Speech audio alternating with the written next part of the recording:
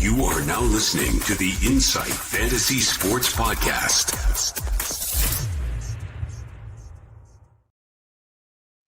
Welcome in and welcome all. We are back. It's the Insight NFL Podcast. Week 6 is nearly in the history books, and what a week it's been. I'm your host tonight, Mullin, and joined is Maverick and also Secko on this nice little Monday evening delight, as we like to call it. It is the 13th of October. We've all but got 2 games to go until we can close week 6 off. But Mav, how are you feeling, mate? I know we were talking about beforehand. You might be a little bit nervous with this matchup you have between yourself and Secko in the Creators League, or you're still feeling pretty confident? Mate, I'm honestly surprised I'm 5-0 with that team, to be honest. I didn't expect many wins, and somehow it's 5-0. So probably should drop one, and probably the downfall will be starting soon. But look, we'll see what happens tomorrow. And anything can happen. Anything can happen. That's the great thing about NFL and also in fantasy. Doesn't matter how good your team is, anything can happen on any given day. And Secko, you look like to be in the driver's seat. How's your week 6 been so far? It's been really good until Mav comes hard with Josh Allen and Dalton Kincaid. Who would have thought Dalton Kincaid would be a needle mover in fantasy again? But yeah, no, it's funny. You say that team's rubbish, then it's got Jonathan Taylor, Etienne, and Wilson, who have been probably 3 of the top 6 preseason sort of fantasy MVPs. Anyway, we can talk about our teams all day, all night. But yeah, look, I've had a good week. Supercoach is thereabouts, not great. A lot of crappy scores like everyone. But normal fantasy, I'm in front of every matchup until something crazy happens tomorrow. But anyway, we'll get to that tomorrow. You can never be too comfortable in terms of NFL fantasy, that is for sure. But we will be going through a Supercoach review tonight, going through all the games that have concluded so far, and we'll cover the final 2 games in Buffalo and Atlanta and Chicago versus Washington on tomorrow night's waiver show. But lads, sadly enough, we do have a lot of injuries to cover. It's just, the negative side of each week in the NFL, but let's get straight on into it.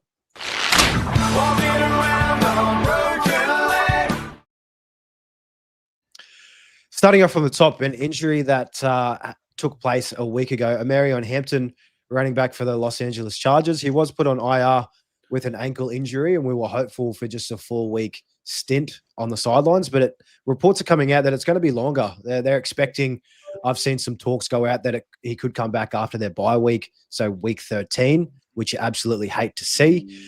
Secko, you're there shaking your head. How do you feel about this one with the Chargers? I know Hampton, he was finally starting to get a roll on. We've been dealt Kamani Vidal and Hassan Haskins in week 6. Who knows what week 7's going to do? They're talking about trading for somebody. How do you feel about the Chargers backfield with Hampton, this recent news? Yeah, I'd be shocked if he's missed 7 weeks out of it. They'd never go that long without surgery. So something has to go really wrong setback wise for him to be out all the way through that bye. So yeah, I mean, 4 weeks from his bye gets him back in week 10, 6, 7, 8, 9. Yep. So week 10, maybe week 11. So yeah, it's for Supercoach purposes. I think you've got to get rid of him. If you've held him this week to hear more news, or just because you couldn't do all the trades, I think it's just a go. But if you ideally went from Hampton to Jacobs, like we said on the Wednesday show, Mull, or whenever it was, people would be laughing at that. So if you can go up and not go down, that's the key from Hampton. Yeah, we'll be covering a heap of trading options once we get to Wednesday's show, as per usual. Absolutely love it, and one to watch with Hampton, because the trade deadline in the NFL is around the corner. I believe it's the 4th of November, so we should start to see some transactions coming through. But the next injury, and this one's a sad one. We're all big Emeka Egbuka fans, but he's dealing with a hamstring. He did leave the game, I believe, halfway through. And reports are suggesting that he will return after their bye so week 10. They've got the week 9 bye. He'll probably miss 2 to 3 weeks. It'll kind of line up for him to come back after that. But Mav, it hurts to see Egbuka with this injury. He had the world in front of him for this game with all the injuries around. But how do you feel about the Bucs passing attack if Egbuka misses this time? Well, I don't think Mike Evans is too far away. I think he might be back next week. So he's going to see a massive target share, and probably Godwin comes back as well next week. But seriously, though, Egbuka was on one, wasn't he? He was really like he was the offense at numerous points throughout the year. Had a really good connection with Baker Mayfield. Look, injuries happen in this game. Unfortunately, happens more often than any other sport. I reckon injuries are a big thing. It's a contact sport. You get to your top of your speed at a very quick pace. So things are going to happen at a rapid pace. So it's a shame, but he will be back at some point. Hopefully, he gets back dominating when he gets back into it. But for the next 4, 5, 6 weeks, depending on how bad this hammy actually is, it's definitely going to hurt fantasy managers out there. And he's now a must trade in Supercoach, and he's at a juicy price too. So he can almost get into a premium player with only a few $1 million. So he's served his purpose in the Supercoach world. Love it. And I would normally say losing your receivers like this would be detrimental to quarterbacks, but Baker's is different. You could put pedestrians out there with him and he'll still get the job done. He just keeps reducing with all his top guys going down. But moving on next, Marvin Harrison Jr. for the Cardinals. He smacked his head on the turf pretty bad, and he was ruled out with concussion.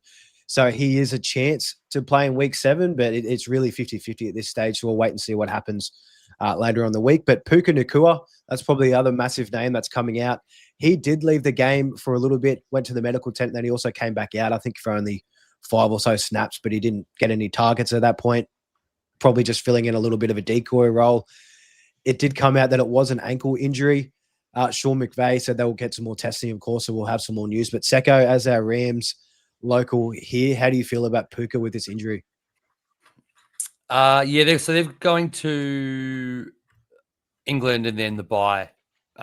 So I'd be very shocked if he plays next week. So he's out for 2. We'll talk about the implications of that Wednesday, but it's not great timing because, I don't think he's going to go fly to England given that. And with the bye the week after. So I'll suspect him to come back and absolutely murder the Saints in week 9, but can you hold him for 2 is the question. One to watch, and there is also a couple more just to watch that I'll rattle off here quickly so we can get into our week 6 review. But Garrett Wilson, wide receiver for the Jets, he's dealing with a bit of a knee injury. It was that game was just so gross, and I think everybody was just kind of done, especially on the Jets side of the ball.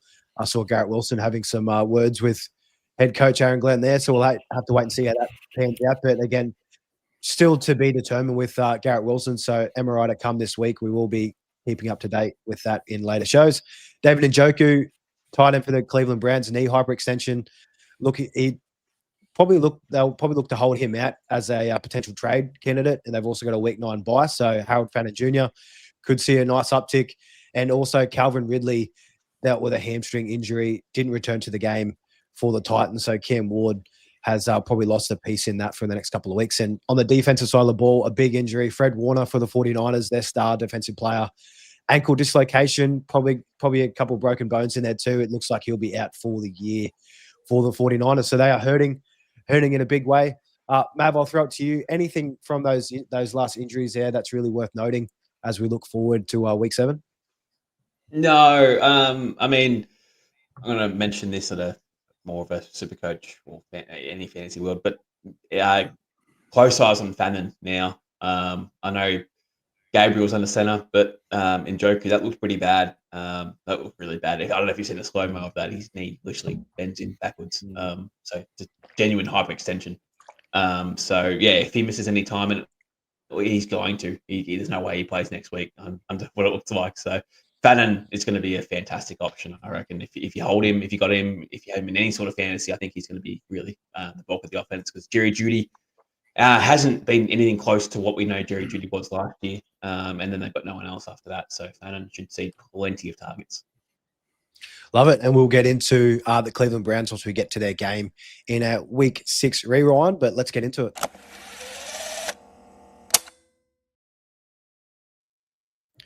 Starting off on Thursday Night Football, Friday for us here over in Australia, the Eagles went down to the Giants in New York, 34-17. Who could have saw this coming? I know my bets for that day definitely did not. That was not a good day for me, but yeah, just very surprising.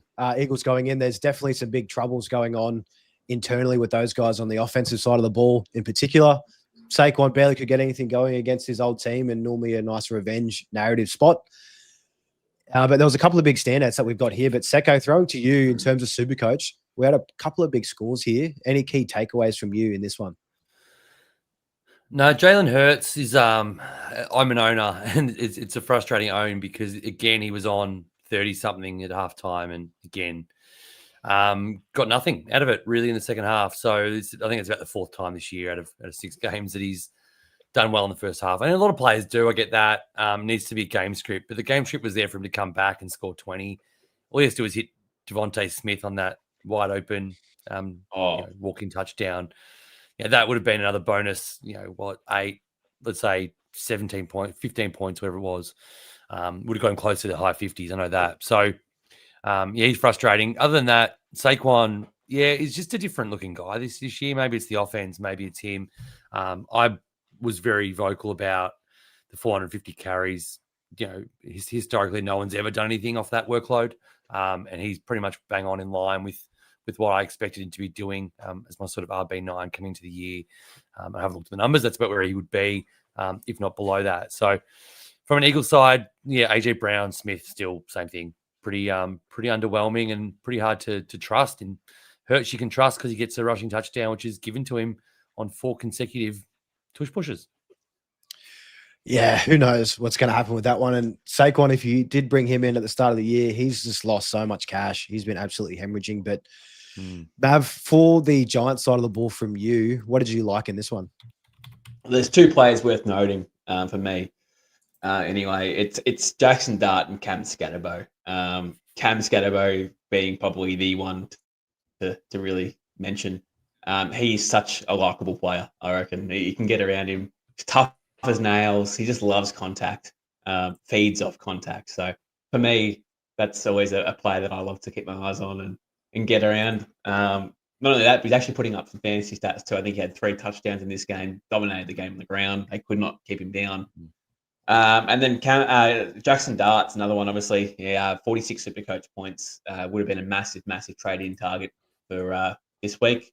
Unfortunately, I didn't realise they played on Friday. Well, I did, but I just forgot. And didn't trade him into my side, which was a massive mistake because otherwise he's going to go up plenty of cash or coin this week, and it will continue to for the upcoming weeks. He's going to make $3 million probably this week in itself. So, he's looking good. They're looking good, making some strides without Malik Neighbours too. Might I add, they got it done without Malik Neighbours against probably the best team in football at the moment, or one of the best teams in football. So that's pretty incredible that they can do it with a rookie quarterback, a rookie running back, and no alpha wide receiver. Incredible. And they put 34 points on the board. Insane. Yeah, against the Eagles. So one thing to mention, Jalen Carter was a late out on the Eagles side of the ball. I mean, man, he just makes so much of an impact when he's not there. It's they were really struggling. Wan'Dale Robinson was the leading receiver for the Giants. He had 34 Supercoach points, so very big on that side of the ball. But in a more negative light, probably the stinkiest game of the week, probably of the year even. Very glad that I did not stay up and watch this one over here. Denver taking on the New York Jets over in London. It was a very low 13-11 with Broncos getting the win. I mean, Justin Fields, I'll have to pull it up because I couldn't believe when I woke up and saw, but he had 45 passing yards in a whole game, 14 more than his rushing yards on the game. So that just kind of paints a picture for you with how gross this one is. Denver really didn't do too much on their side of the ball. Evan Ingram was the leading pass catcher in that one, 5 for 42. And J.K. Dobbins, 14 for 40. He really didn't really give you too much more around that. Garrett Wilson, 3 for 13, bit of a letdown. And Breece Hall, 22 for 59 with nothing through the air. So, gents, I'll just throw it up to you, Secko. We won't really need to spend too much time on this one. It was just, very gross. Yeah.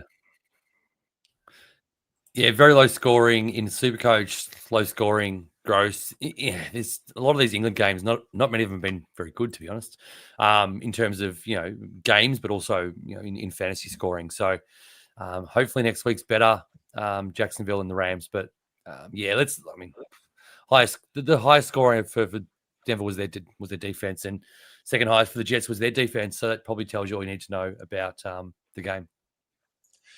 Moving on, Mav, I'll leave this one to you. Cleveland going to Pittsburgh and taking on the Steelers. Again, they had rookie quarterback Dylan Gabriel under center. And again, that injury to Njoku. But these guys, they couldn't really do anything against the Steelers. Steelers look like they've got their defense worked out here. Jalen Warren, 11 for 52. Gave you a couple of catches. DK Metcalf, 4 for 95 and a touchdown. He had a nice week. Aaron Rodgers giving you 235 yards and 2 touchdowns through the air. No real other running backs on the Pittsburgh side of the ball. Quinshon Judkins for the Cleveland. He let you down, 12 for 36. Couldn't really get anything going against his stout defense. And again, when they're playing from behind by that much of the game, he just doesn't really do too much. And Dylan Gabriel, 52 passing attempts. He completed 29 for 221 yards. And Harold Fannin was the big beneficiary in this one for 7 for 81. But Mav, Cleveland versus Pittsburgh, anything really worth noting on this one?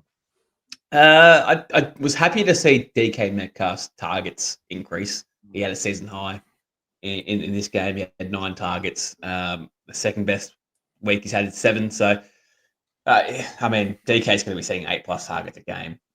He's just that guy that can do it. And only had 4 catches. I get it, but he just needs to see the volume.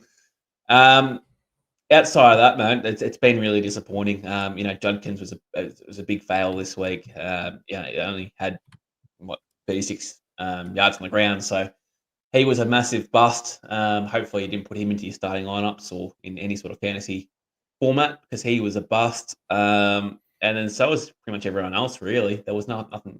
Fannin obviously was the one that was really good. And as you said, big beneficiary of Njoku being out and will continue to be for the next upcoming weeks. But yeah, guys like Jalen Warren, Kenny Gainwell, and they're sort of starting to split carries a little bit too. 11-6 in this one. So if you're a Warren owner, you want to be having at least 15 out of Warren to be efficient. But again, he's coming up against a really good run defense as well. So temper expectations just a little bit. But all in all, mate, it was a pretty gross game. There's not much really to unpack there. But yeah, positive news on DK Metcalf seeing an uptick in targets. We do love to see DK getting his. And another thing just to mention with the Kenneth Gainwell, he saw 6 receptions to Warren's 2 as well. So that's probably one to monitor to see how that split evens out as we get further on. But we'll just jump straight into the next game.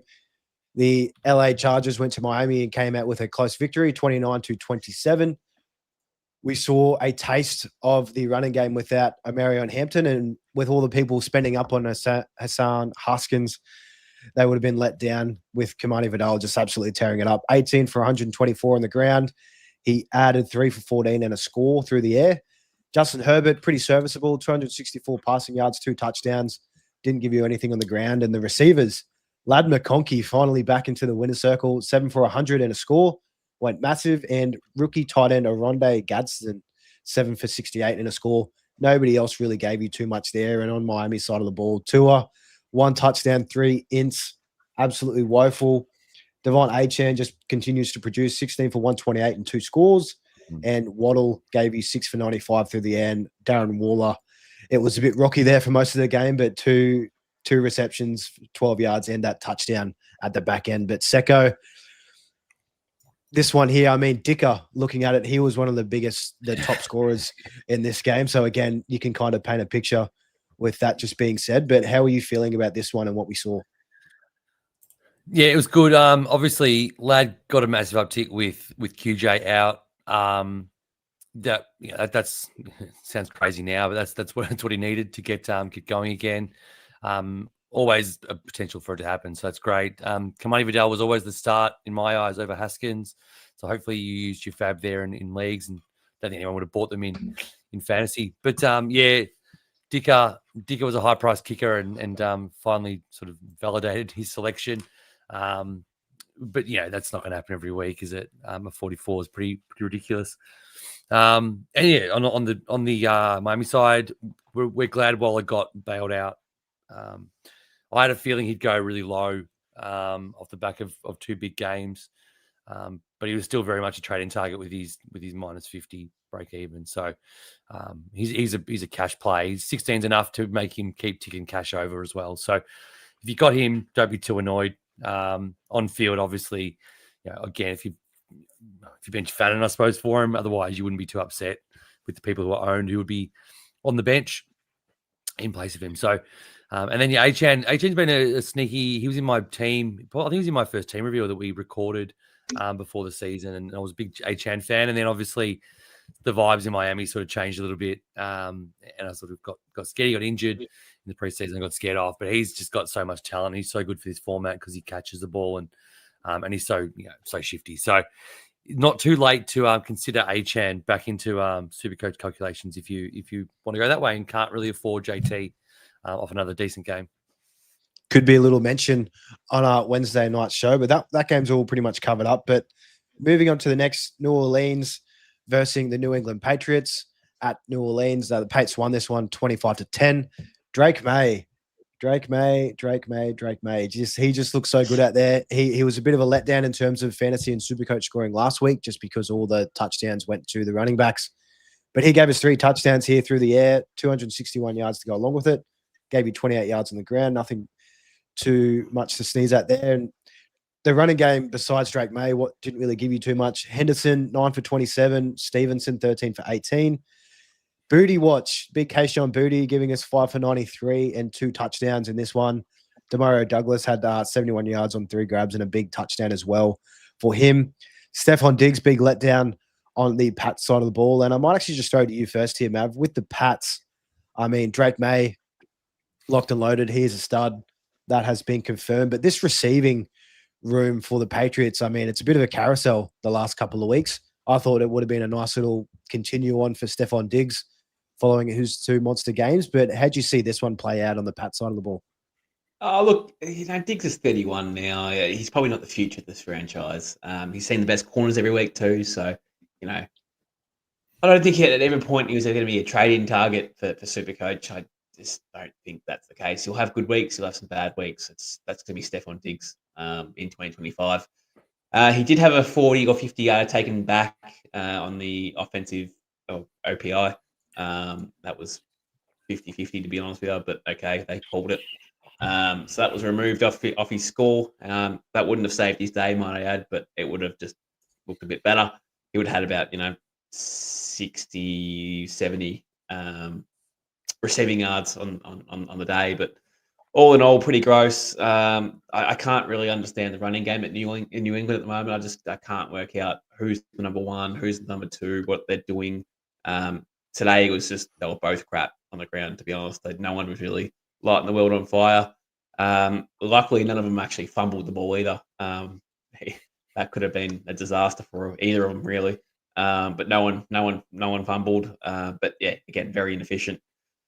So, you're going to have weeks that, Booty pops off. I think he's got some talent. You're going to have some weeks that Douglas pops off. I think he's got some talent. And then you're going to have some Diggs weeks as well. And some Hunter Henry weeks as well to go along with it. So, it's not really a receiving room that you want to hold a certain player in Supercoach, in my opinion.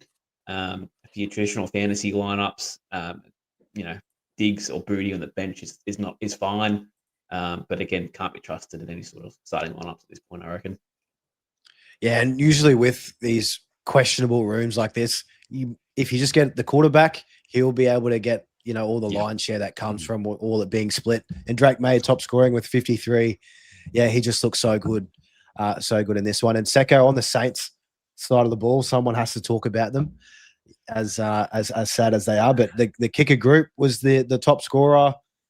I mean, Alvin Kamara, there's a whole lot of trade reports going around that he's going to be on the move. How do you see this one shaking up for the Saints moving forward?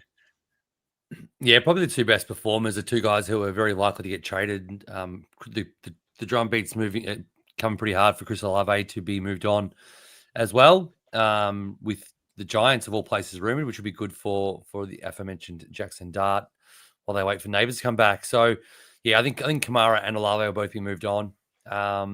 Which would be good for them. And we don't have to talk about the Saints much longer because they're the only 2 decent players. If they go, it's Kendra Miller time. Yeah, you really shouldn't. He could. Imagine Shaheed on the Chiefs.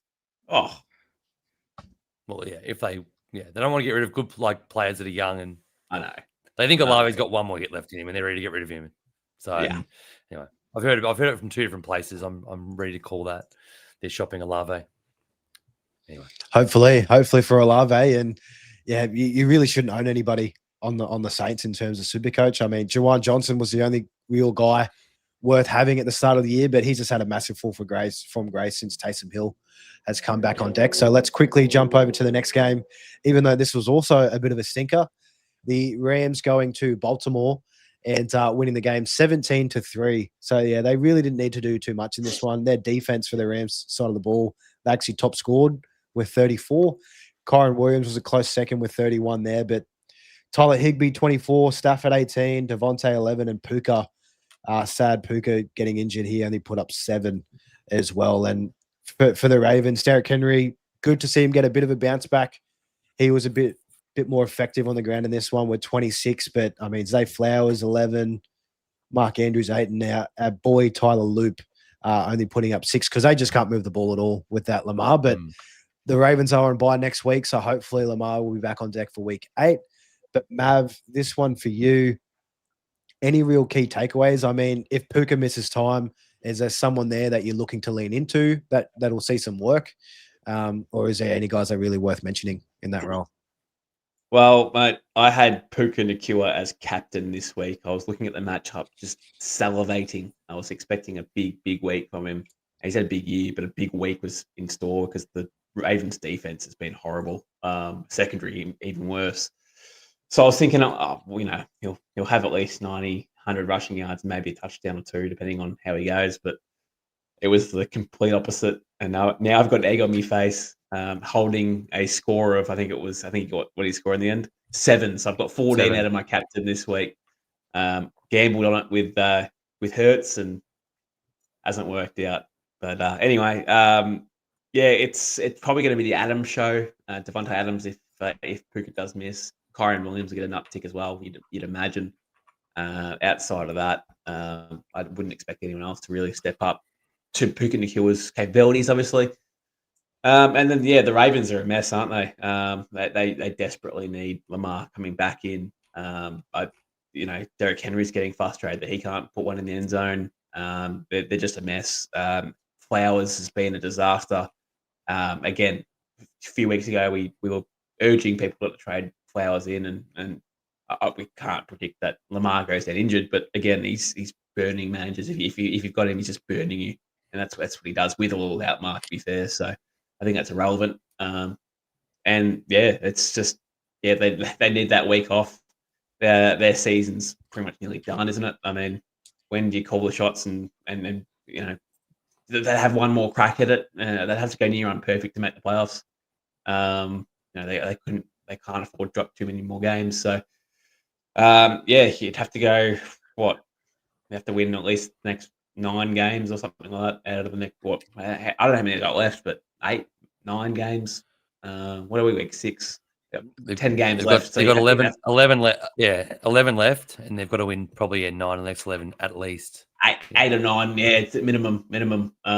Depending on how other teams go, obviously, but it's rough. So, see what Lamar can do. I don't think he'd be 100% when he comes back either. It's just, it's going to be gross. And that season is nearly Dunskies.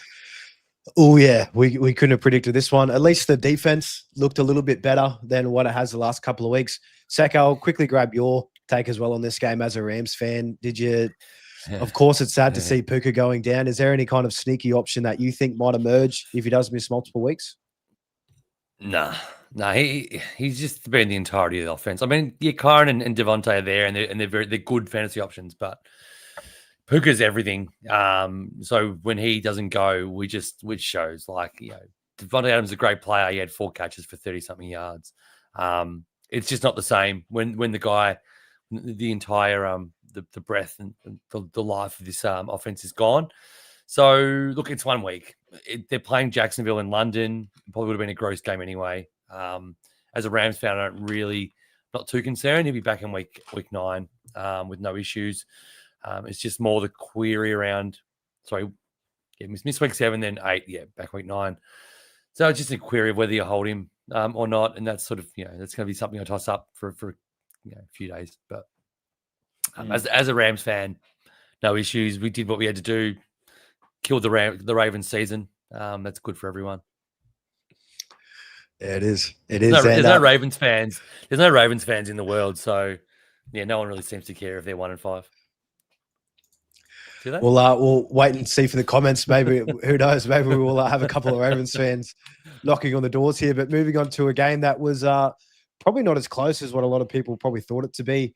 The Cardinals going to Indianapolis and losing barely 31-27. On the Colts side of the ball, all the top guys besides Michael Pittman, produced. Daniel Jones, 46 points. Jonathan Taylor, 42. Tyler Warren, 30. And Josh Downs emerged. He had a good game here with 26. And, Pittman put up 6. You're not too happy with that. Their kicker in place of Schrader put up 16, so it's serviceable. On the Arizona side of the ball, we did have Jacoby Brissett starting in this one over Kyler Murray. He was ruled out with that foot injury.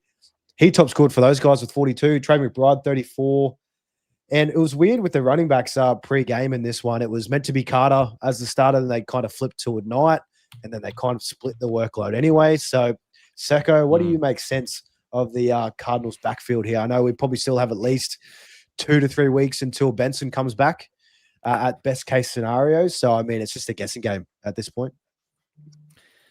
Yeah, so they're 1 week and then a bye and back in week 9, and that lines up with Benson being back. So it's one more game to worry about.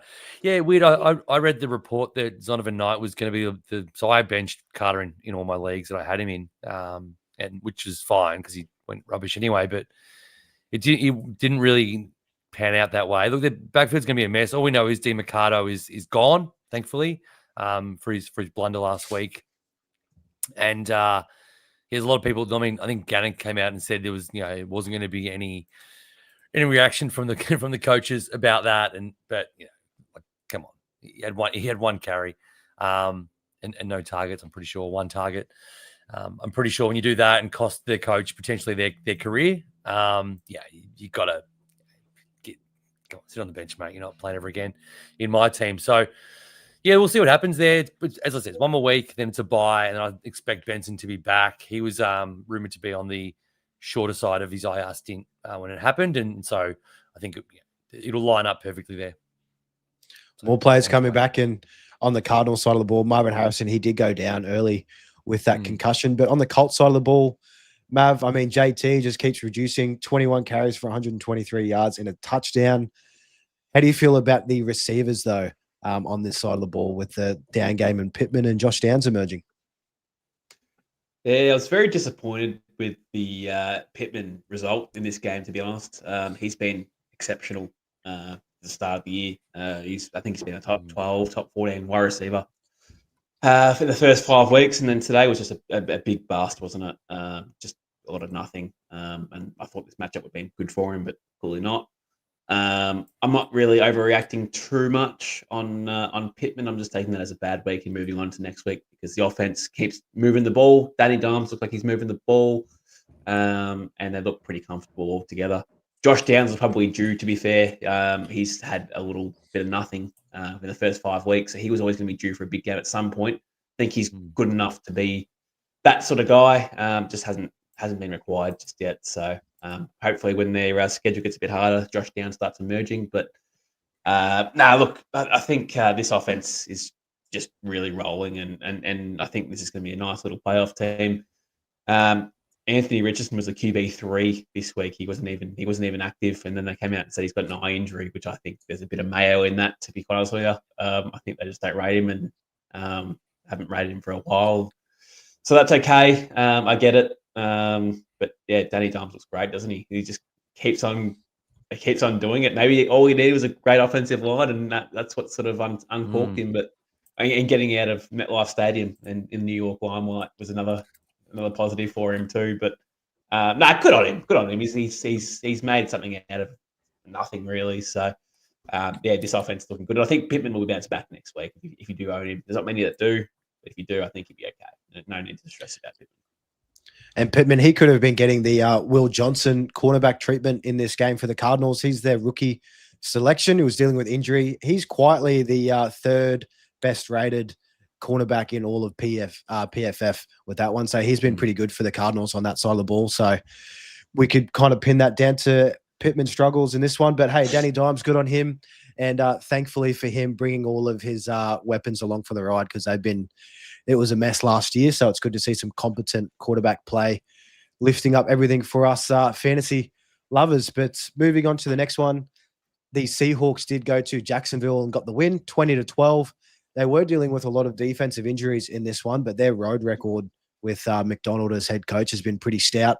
So it was good to see them continuing that and get the win here. Sam Darnold, he's just been so efficient, 295 yards, 2 touchdowns. And in turn, he's just making JSN just probably a top 3 wide receiver in the league. No questions at this point. 8 for 162 and 1. He just gets open for fun. Absolutely loves it. And in turn, AJ Barner, 3 for 71, and Cooper Kupp, 2 for 40 and a touchdown. They're the only guys that really had a lot of work. So JSN just getting the lion's share of that. The running back room is just so gross for Seattle. They get the win. They split carries pretty evenly, 10 for Kenny Walker, 12 for Zach Charbonnet, and 34 to 24 rushing yards in that. And they both really didn't see anything in the receiving game as well. So Secko, this running back room, is it best to just try and move off everybody if you can? Because it's just, at this point, we're pulling our hairs, just trying to pick which one scores week in, week out. Yeah, it's hard. It's actually super frustrating because the QBAC runs, running back system's always been really good. Been able to utilize the passing down work as well. And you see today there's one target for each of the guys out of the backfield. It's just not good enough. And I mean, he only threw the ball 27 times, Sam, and he's under 30, I think, in 5 of his 6 games. So they're not willing to throw the ball much. Didn't have to today as well, mind you. They had a lot of short possessions. So they managed to sort of capitalize there. But it's a bit of a chicken and the egg. Is Sam Darnold making Jackson Smith go to the next level or vice versa? And, as me as the Jackson guy, we'll say that he's making Darnold better. But, I picked him up in a couple of leagues with the need to start some quarterbacks. And thank God I did that. He's super efficient and he throws touchdowns. So he's always going to get you a pretty good floor. And that's what's sort of happening is I think they're seeing this run game go to shit a bit, and they're going to just lean a bit more on the sort of 5 guys in the passing game, be it JSN, Kupp, Barner, Arroyo, and Horton. They're not big names, 3 of the 5, but they'll get the job done with Darnold with his efficiency. So they'll stick around. Seahawks will be a playoff team. I said it at the start of the year, and I stick by it. They're good enough to win a lot of games. So all they have to do is just rely on that passing game, and they'll get there. Yeah, and that division is wide open with the amount of injuries the 49ers have had over the last couple of weeks. But on the Jacksonville side of the ball, Trevor Lawrence, 2 touchdowns through the air, 258 yards. He didn't really give you much on the ground, and neither did any of the running backs in this one. Travis Etienne, 12 for 27. Tough, but Seattle does have a pretty nice defensive front against running backs. And Bashal Tootin, 2 for 14. Again, not too much, but Brian Thomas Jr., finally, he's giving us something that we can work with. 8 for 90 and a score on 10 targets. We love to see that. There wasn't really anybody else producing in this one. I mean, Hunter Long filling in for Brenton Strange, 2 for 19 on 3 targets. And Travis Hunter, 4 for 15 on 7 targets. He did play, I think he played 1 less snap than Brian Thomas Jr. did on offense in this one. But, it's all going to BTJ, which we love to see. But Mav, on this side of the ball, do you have any Brian Thomas Jr. shares in leagues, or you were happy to fade him heading into this year? No, I do. And although Brian Thomas had an exceptional game, he's still very, very soft footballer at the moment. There was a catch that he dropped in the middle of the field. Again, a guy who just hates running into the middle of the field and seeing any sort of contact coming his way because he shits bricks straight away. And I reckon he's seen a ghost and dropped it. And I think he's a bit of a soft footballer personally. But anyway, it's becoming more common each week that he doesn't like running through the middle of the ground. Travis Etienne, honestly, is becoming back to a Travis Etienne of last year. Very slow. So massive watch on him over the next coming weeks, because that's back-to-back weeks now where he's hasn't really had much. I feel like he's very touchdown dependent.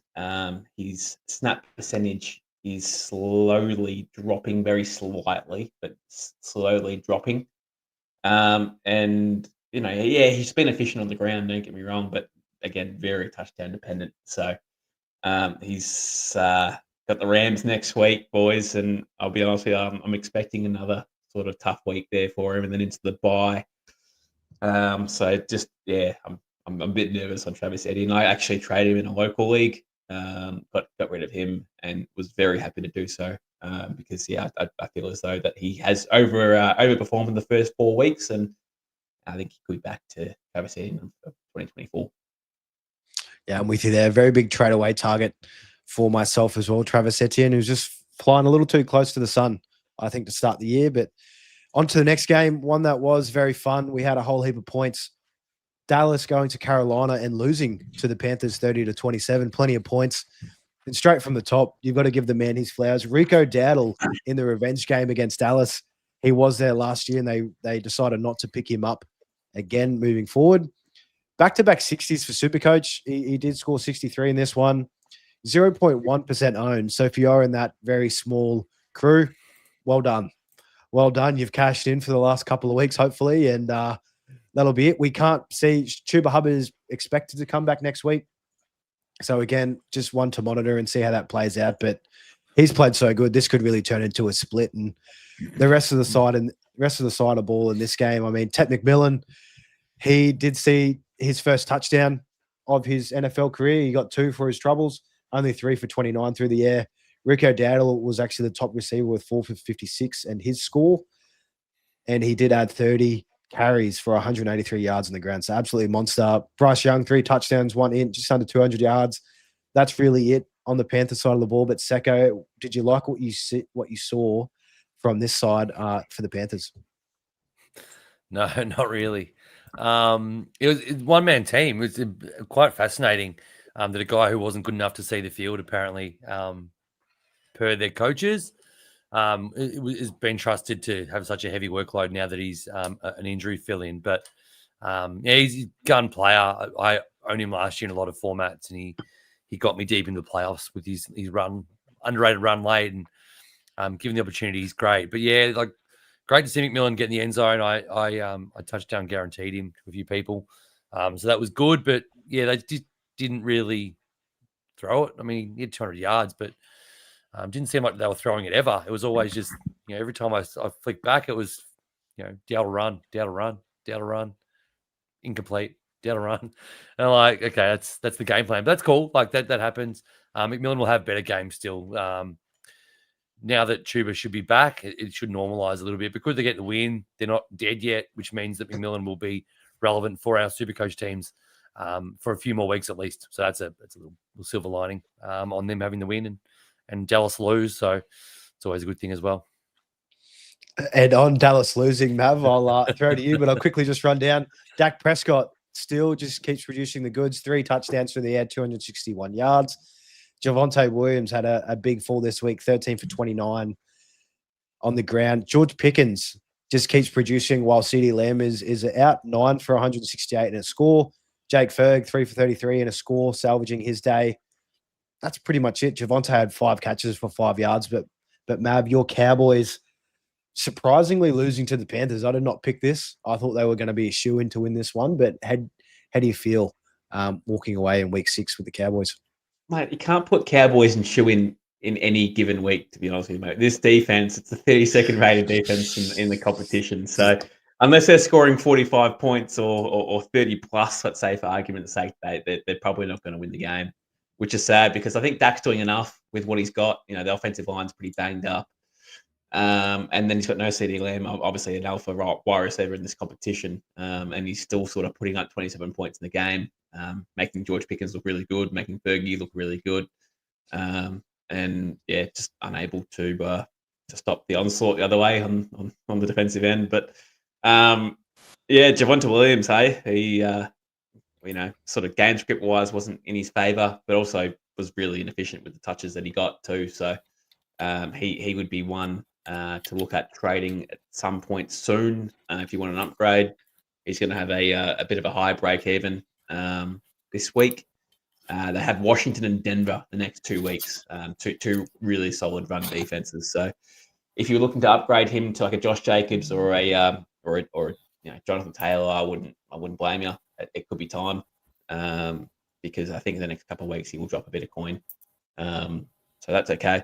But yeah, outside of that, it wasn't really much in there, was there? I mean, it was, the game was pretty exciting for the most part, but Rico Dowdle, he was my star of the week and looked like he should have been everyone's captain. I should have traded him and put him as captain because he looked very dominant, didn't he?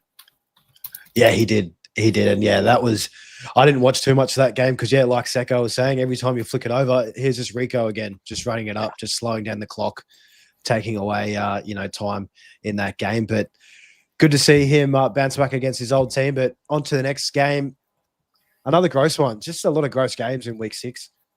The Raiders beating Tennessee Titans in Las Vegas, 20-10. The Raiders defense top scored in this one, so that's really all you need to know with how gross this game was. Genty was a close second, 31 points. He got a touchdown. It's good to see him. He was also getting some targets, but didn't really convert into too much.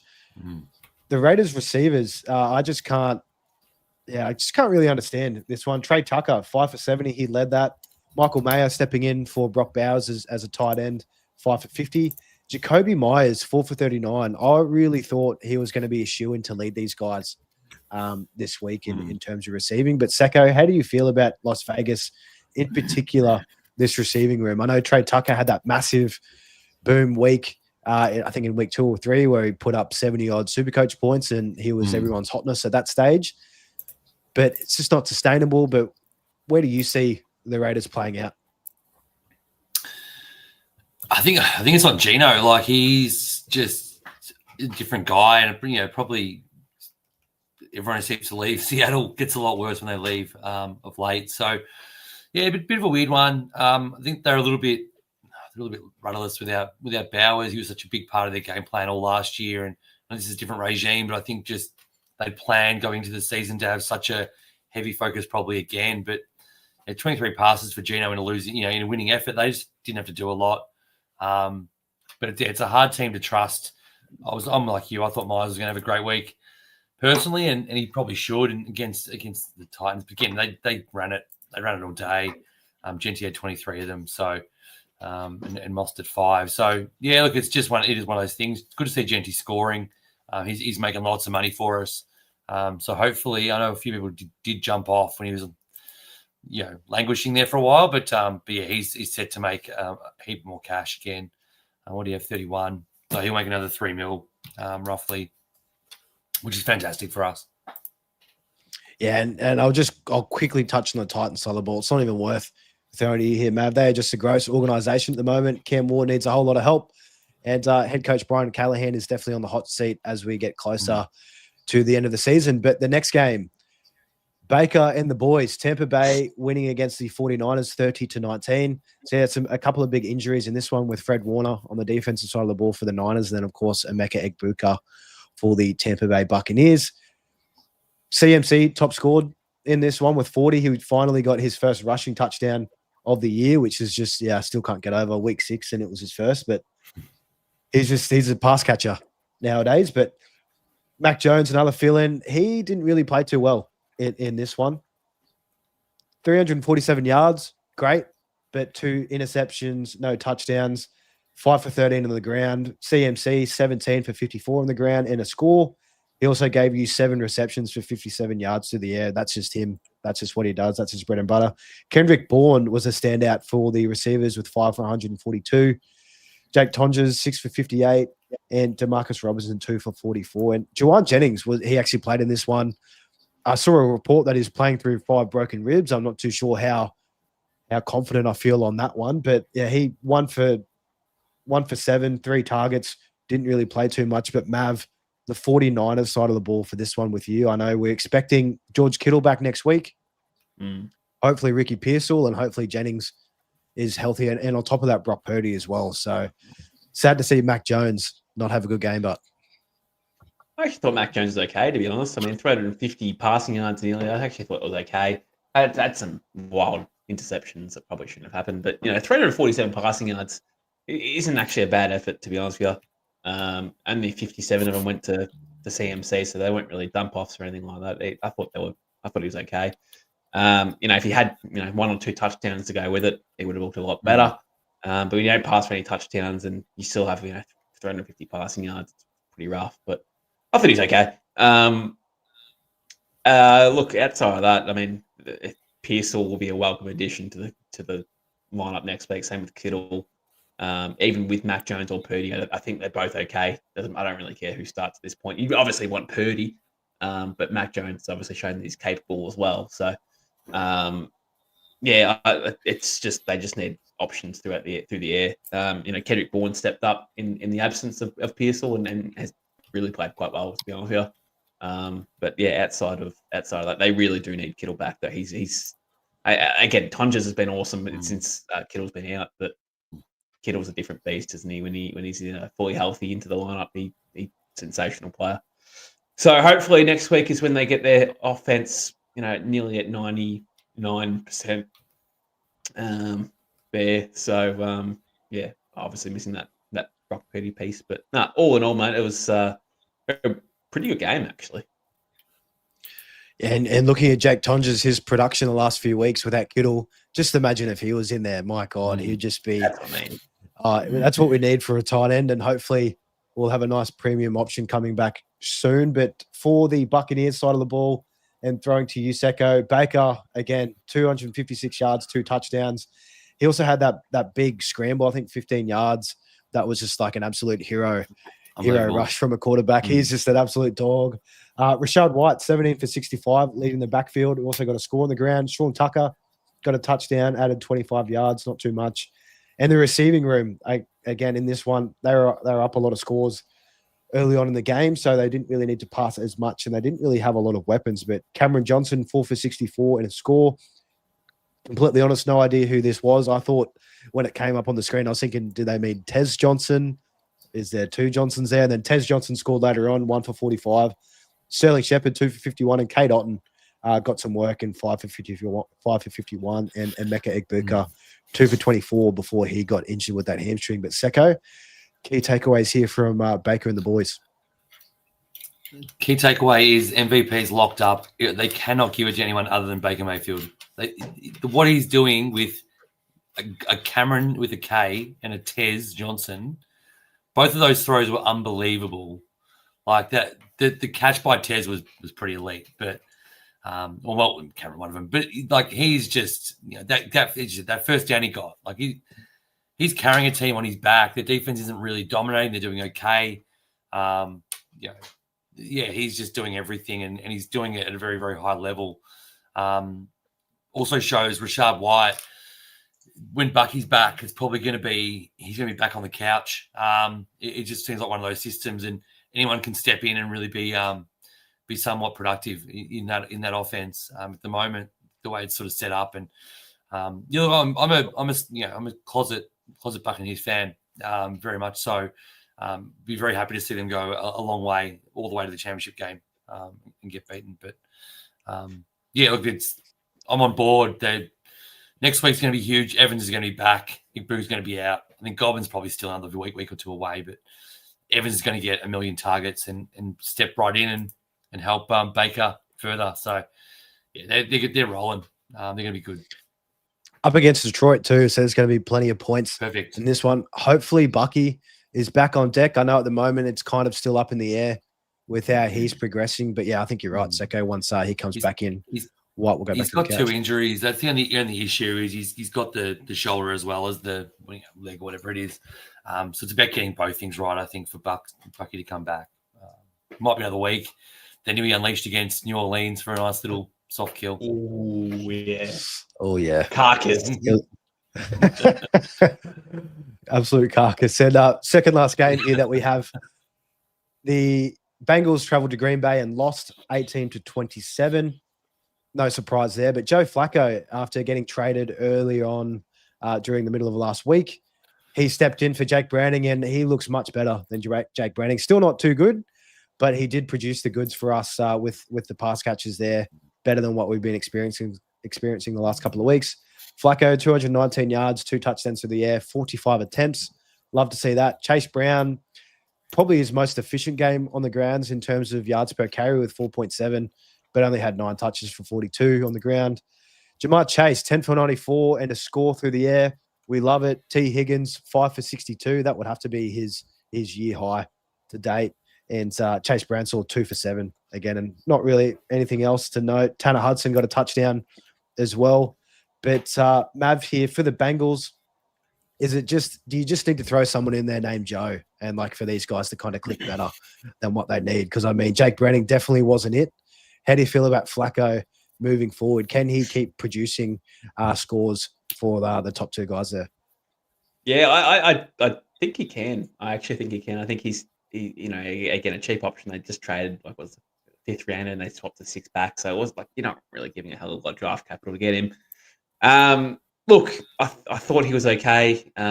He was probably better as the game got along. It's very hard coming in midweek, getting traded and playing with the whole new playbook. I know he's been around for a while and has probably seen every playbook possible, but it still is pretty hard. And again, he's going to have some good weapons to play with over the next coming weeks with Jamar and T. Higgins, and they're probably going to get better as the weeks go along. So I think if that's a starting point, I think that's probably a good thing. Obviously he's not mobile. He's going to stand in the pocket and deliver, but he's still a good passer. So I think Jamar Chase will be a big beneficiary of it. Although that touchdown that he caught was all him and not Joe Flacco. So anyway, it's just throw it to him in the vicinity and Jamar will catch it. So I think that's what he's trying to preach on the sidelines anyway. But yeah, I think it's going to be, I think Chase Brown will get better as the year goes along because Joe Flacco does love a check down to running backs. So that'll be okay. Especially for traditional fantasies, if you can get him cheap, I would probably go and get him. But yeah, in Supercoach wise, you wouldn't trade him in. And then outside of that, I think the offense is going to be okay. It's not going to be great, it's not going to be awful, but I think it's just going to be okay, and they'll put enough points on the board and keep these guys relevant. And I think it'll be fine. Certainly better than what they've been dealing with the last couple of weeks. That's for sure. And on the Green Bay side of the ball, the winners, Jordan Love, 259 yards to the air, did have a touchdown and also an interception in this one, but Josh Jacobs on the ground, he was a massive trade-in for us on last week's trade-in show. 18 for 93 on the ground, 2 touchdowns as well. He also added 5 for 57 through the air, which we absolutely love to see. Nothing really else in terms of rushing. Jordan Love, 26 yards, put up some sneaky value there. But in the receiving room, Matthew Golden led all receivers, 3 receptions for 86 yards. Caught a big 35-yard bomb to go along with it. Romeo Dobbs, 5 for 55, not too bad. And Tucker Kraft, 2 for 43. Pretty disappointing with the volume, but he did get that big touchdown. That was all him at the back end of it, just strong manning to get in there. But Secko, Packers side of the ball for you. These guys are coming off their bye as well from week 5, so we'll have all guys moving forward if health permits. But how are you feeling about these guys and this receiving room? Can you see Golden emerge as the number 1? I know there was talks that Christian Watson, I think he's been activated off IR and that practice window is open, so he's got 21 days before they put him on the roster, I believe. So that kind of throws another thing into the mix, but how are you feeling about it moving forward? Yeah, it's a really good shout about Watson. I think he comes in and does play a role. It's probably a detriment of Wicks and Dubs to a certain extent, but Golden had that sort of that game where he had 2 massive catches, which is big. It's his biggest yardage total ever. So yeah, he's going from sort of strength to strength. You can see, we did talk about the post-bye rookie bump a lot. And, in this scenario, it's come a bit earlier than usual. Usually it's sort of, that round 8, week 8, week 9 time. But, yeah, he'll get better and better. Kraft does what a tight end does. Tight ends, have those games where they only have a couple of catches, but he's good enough to make a score. And with Josh Jacobs, mate, we hit on pretty hard on Wednesday. I know I told a lot of people, if you're going from Hampton, it's only 2.5, I think it was 2.5 mil to Jacobs. I said, past his bye, you could do a lot worse. I'm just a bit annoyed. I didn't do it myself because I had too many other things to fix up. But yeah, he's just a great running back, and he's on a great offense. Or a good offense. And that's probably even better. He's on a good enough offense that he's needed a lot, throughout the game to make big plays. So his numbers called a lot by McFleur, and they'll continue doing that. And so Jacobs, it's not too late to buy him. He's going to make another. He's going to be about almost 20 mil though. So he's starting to get into sort of danger zone for whether you want to pay the money for him. But yeah, he's definitely a top 6 running back rest of the season for me. Yeah, and they've got a very soft schedule for running backs as well rest of the season for Green Bay. So everything's just lining up for Josh Jacobs. I was one of the lucky guys that listened to the call and brought him in, so I was happy with that one. Hampton was gone. It was a nice, easy swap. But our last game of the week that was in prime time today, Detroit heading to Arrowhead in Kansas City and losing 30-17. Again, a bit surprising. The Lions in this one, they just couldn't really get too much going. I thought they were just going to run straight through them at the start, but then it just kind of collapsed, and the Chiefs' defense really locked in for this one. But starting with the Lions side of the ball, Jared Goff, 203 yards, 2 touchdowns, pretty solid. Jahmyr Gibbs, 17 for 65 on the ground. He only had 1 catch as well, which is pretty. I was surprised in this one with the amount of, pass rush that the Chiefs throw towards their opponents. That, it would have been nice, easy dump offs for Gibbs. But Jamison Williams had a nice bounce back week, 6 for 61 and a score. Sam Laporta, 5 for 51 or 5 for 55 and also a score. And Amon-Ra, only 45 yards, but had 9 receptions. So that kind of made up his week. Mav, on the Lions side of the ball, pretty surprising. I thought that they couldn't make this one close. Couple calls in the end just didn't really go their way. But how do you see it in the Lions losing to the Chiefs? Well, it was a good test for the Lions, wasn't it? Coming into week 6, I mean, the Chiefs have been pretty much a mixed bag so far this year. So it was a good test. Maybe they could put them to the sword and then become one of the big dogs in the NFL. But they chose to be a cat. To be honest, they were pretty average. The Lions, the opposite of a lion. They were pretty bad, and probably got worse as the game got along, and ended off extremely ugly with Brian Branch with his extracurricular activities at the end of the game. I'm not sure what that was all about, but I guess it's two idiots clashing heads with Juju and himself. So that's always going to spark some sort of controversy when those two sort of butt heads. But the most surprising thing, I suppose, was the usage of Jahmyr Gibbs. I know he saw 17 carries, which was fine, but it was just more so much the passing, no passing work to go with it. That was the most surprising thing. And we know how good Jahmyr Gibbs is through the air and what he can do and make some plays, but saw nothing really. Saw 1 catch for no yardage at all. So they'll have to look to fix that for the coming week, because again, that's not what the Jahmyr Gibbs that we know. And David Montgomery saw bugger all work at all throughout the whole game. 4 carries and 2 catches, so he was a non-factor. Mostly because the game script was the opposite way and they had to throw the ball. And again, Gibbs wasn't really getting involved, and neither was anyone else. I mean, Amon-Ra saw a lot of catches and whatnot, but not a lot of efficiency with those catches, like just 5-6 yarders and not really doing much with it. So disappointing for the Lions, and hopefully they can bounce back, because they should be a contender for Jan going into Feb. I think the play that really changed the script for the Lions in this one was that trick play.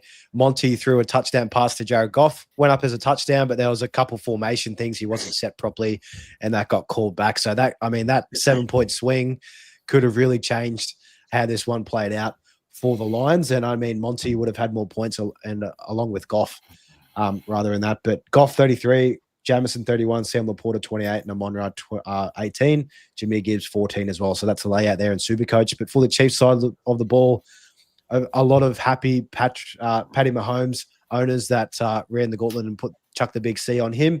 62 points, absolutely monster for him. He had 3 touchdowns through the air, 257 yards, and also a score on the ground with 32 yards there. So he was really the shining light for the team in general. Also in the rushing game, Pacheco and Kareem Hunt, again, it's just so gross. It's so mixed. Pacheco 12 for 51, Kareem Hunt 6 for 23. Through the receiving game, Kelsey was the top scorer, 6 for 78 on 7 targets. So it was good to see him getting some more work in this one. He also had a pretty bad drop that just should have been taken. It was a pretty normal play the Chiefs run, and yeah, he just wasn't there for it. Juju Smith-Schuster, 3 for 57, and Xavier Worthy, 2 for 20. Hollywood Brown, if you did have him, which not a lot of people would have, 1% to be exact, 4 for 45, and 2 of those grabs were scores. So Secko, the Chiefs, in a dominant win on this one. What do you think about it? Well, first of all, that that play that touchdown at the start, the illegal motion,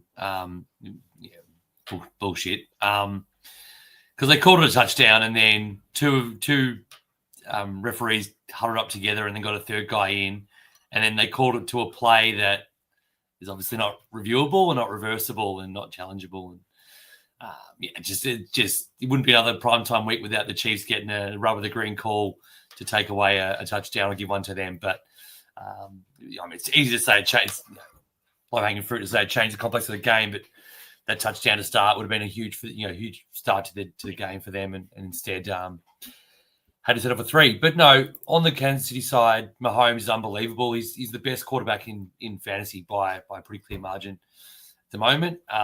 Obviously pending what Josh Allen does, but this guy's doing what Josh Allen does, but better than what Josh Allen does.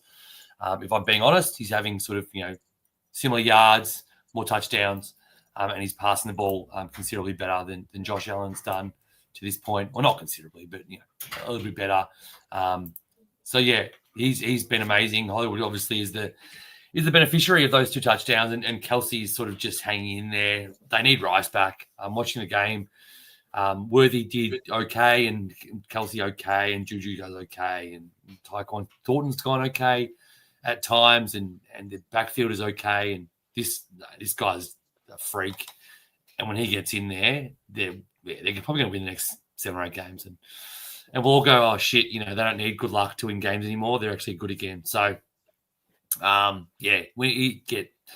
to be in, and he's potentially going to be in my Supercoach team. I'm just calling it now. There's a chance after their bye, he's going to be an upgrade, because I just think he's going to go on an absolute tear.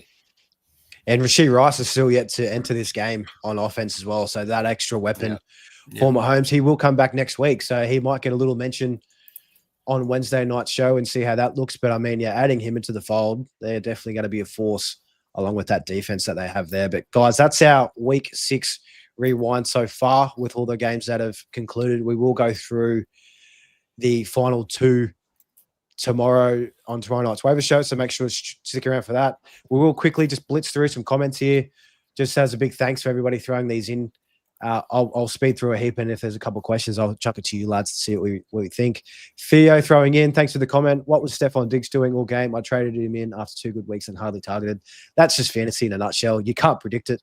I mean, Rico Daniel going monster 2 weeks in a row, that you could predict. He's just a beast, but no, that one there, Stephon Diggs, that's unfortunate. There, Theo. IJ, evening, lads. Had the VC on JT and kept the C on Mahomes. Feeling okay. Is Egbuka and NOOOO holds or trade-outs with the injuries? Very quickly, IJ, and I hate to do this, you'll find out on Wednesday night show. So make sure to tune in that. We'll go through that. Yeah, just to speed through these. What happened with Judkins and Javonte Williams? Just bad game scripts. They couldn't really do too much there. Again, is Quentin Johnson back next week? Anybody heard any updates on QJ Secko? No updates, but he was pretty close. Like, he was a late addition, and it wasn't necessary. I don't think it was bad. Maybe you might have something different, but I think it's minor. Well, mate, I hope not, because Lad Biconki's looking like a beast again, so he can stay out for all I care. But no, I think QJ will probably be back. I think it's only a week injury. I don't think it was anything. I think it was close to playing anyway. I think it was 50-50, so I'd imagine he'd be fine coming into next week. But again, watch this space. We've seen more practice reports coming through throughout the week, and we'll see how he goes. But I'd probably say, if I had to put a gun to my head, I'd probably say, yeah, he probably would play next week. And Ryan Farr, how long is Egbuka out for? It's really all lining up for him to come back after the bye. It just makes the most sense, especially with that hamstring injury. So, but lining up to be week 10 after that bye. But yeah, keep an eye out on that one. Just throwing this in here. Ouch, Mav, Captain Puka. That stings bad, just to throw that up there on the screen. You know what's worse? Trading out Jamar Chase for Puka Nacua to captain him, and then he gets injured. Yeah, that's tough. That's tough. But you know what they say? On to next week. That's the great thing about NFL. We have bad weeks, and we're on to the next. I might delete that Alex, Supercoach app, to be honest. There you have it. Alex over there in the States. Morning, fellas. Good call on Lad. 6-0 now. Love it. Alex, great to hear. Yeah, we were smacking on Lad. I think we might have been a little week early even, but yeah, the injury to Quentin Johnson, that just lined up for him. CeeDee Lamb should be back next week. It is. It's looking, they're very optimistic, but again, we'll wait and see how that plays out over the next couple of days. Alex here. My 2 running back situation is getting a little weird. I had Chuba picked up Dowdle for these last 2 weeks. I'm thinking it's going to be a split backfield when Chuba comes back. Yeah, it probably will be, which is going to not be too hot for us fantasy managers. Also have Jordan Mason Jones coming back soon as well. Not too much consistency there unless old man Jones hurts his hip again. Jordan Mason, I mean, I think he'll still be able to produce Secko. And what do you think on that backfield? Minnesota? Yeah, I think he's still the main. He's the main back when Jones is back. What hurts him is that with Wentz in, they sort of lost all their structure a bit, and Mason was sort of he had one good game, and then he sort of just they could stack the box really. So I don't know if JJ McCarthy changes that either. It's rough. Alex is in a tough spot because he's got a lot of good players, but they're all in this NFL. It's rough. Like that's why Mav is holding 6 elite running backs in the in one of our leagues, is because he knows that every other team is hard done by for running backs, and I'm starting Chase Brown and happy about it because if it wasn't for him, I'd be starting Zach Charbonnet. So it's it's a tough spot. There's a lot of good backs in this league, and a lot of them don't get an opportunity like we saw with Dowdle for all those years. So or for last year he didn't get a chance because Zeke was taking his snaps, and then when Zeke was out of the way, Dowdle balled. And then now Chuba and he's balling. So hopefully for your sake, Alex, Chuba, you re-aggravate something and you get down for another month at least.